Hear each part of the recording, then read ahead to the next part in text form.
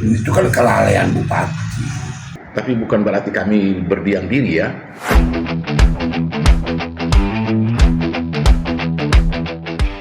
Lambannya pemerintah Kabupaten Nagekeo mengisi sejumlah jabatan eselon 2 menuai kritik dari DPRD.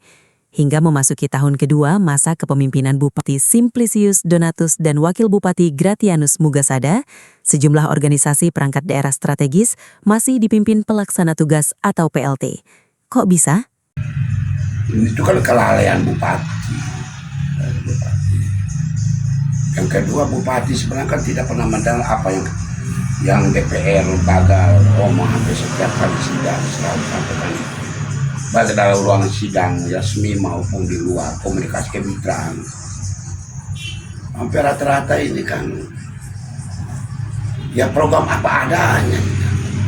Banyak pejabat pakai PLT semua dari sekda, bahkan sampai pada posisi penyumpamanya badan keuangan ini kan PLT, kependudukan juga PLT, Kesbangpol di PLT. Satu orang dia bisa mengurus beberapa bidang, beberapa dinas. Ini kan ya pemberian beban berat bagi seorang. Mana dia mau urus macam bapak ini nih, Camat SSA dia sekaligus PLT dinas Kesbangpol. Kan tidak gampang di dinas Kesbangpol. Tidak gampang juga ngurus kecamatan yang begini luas dengan persoalan-persoalan yang begini banyak. Dia harus dibebani. Apakah yang lain tidak ada? Ini kan kegagalan sempurna. Apa nih bupati ini? Kelamban sekali memberikan keputusan tentang kepala dinas ini. Masa tidak percaya orang-orang?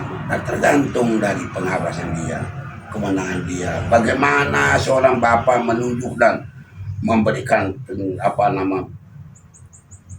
peneguhan sehingga orang mulai kerja dengan. Dinas pertanian juga PLT, pada itu dinas penting menyangkut yang kemakmuran. Ya kita hampir setiap kali sidang omong bupati tidak apa. Masalah di mana, sulitnya apa? Dalam persidangan ternyata persiapan untuk pengkaderan pendidikan sesuai dengan aturan PNS kok tidak ada. Semua menjadi tidak layak ini kan. Itu kan kelemahan dari manajemen pemerintahan di Nagekeo ini. Pembiaran berkelanjutan dari masa sebelum sampai dengan bupati definitif juga sama. Tapi bukan berarti kami berdiam diri ya. Itu saja. Ini untuk partai ini kami harus minta persetujuan dari BKN. Iya, kenapa baru sekarang pergi pergi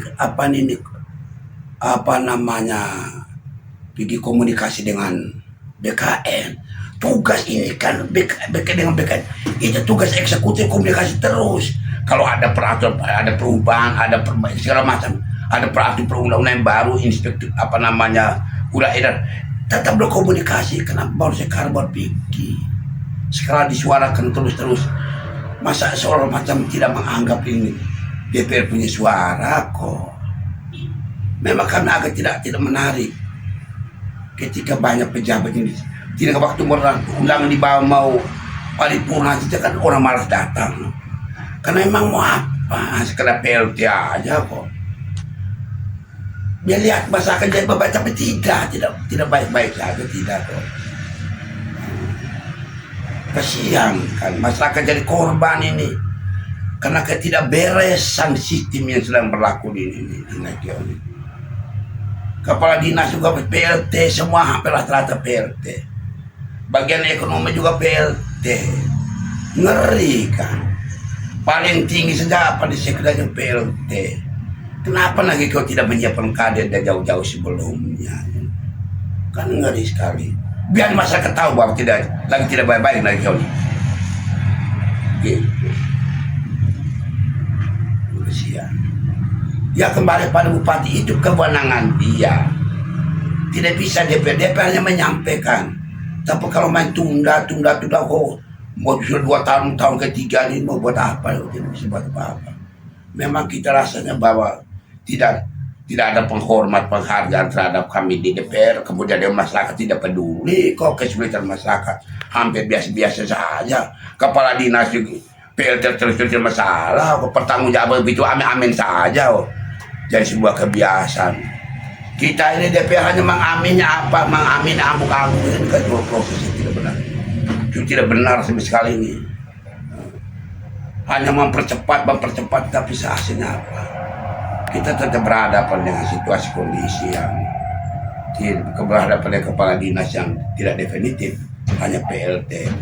PLT sejauh mana tanggung jawab tidak ada, intervensinya tidak ada, kewenangan delegatus sebagai delegatus yang bertindak usaha tanpa bupati tidak ada. Oh, dia terbatas jadi tidak bisa ngambil sebuah keputusan yang lebih jauh apa adanya. Makanya kita dengar kok kepala dinas PLT sering ngomong, mereka dibebani dengan tugas kok. Tidak mungkin mereka ngomong dengan bupati, tapi secara pribadi mereka ada apa dengan bupati, Pak Bupati dan Pak Wakil Bupati kok lama-lama sekali di menentukan orang. Apa syarat modal apa pakai syarat apa lagi? Apa mereka semua sini tidak layak itu jadi pejabat, jadi kepala dinas ini? Apakah mereka gabungan orang bodoh semua? Tidak bisa lah. 2 tahun ini tidak ada kepala dinas.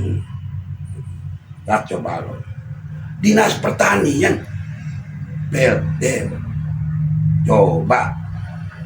Kesbampo PLT, dinas penduduk yang paling penting, kebutuhan data. PLT kok.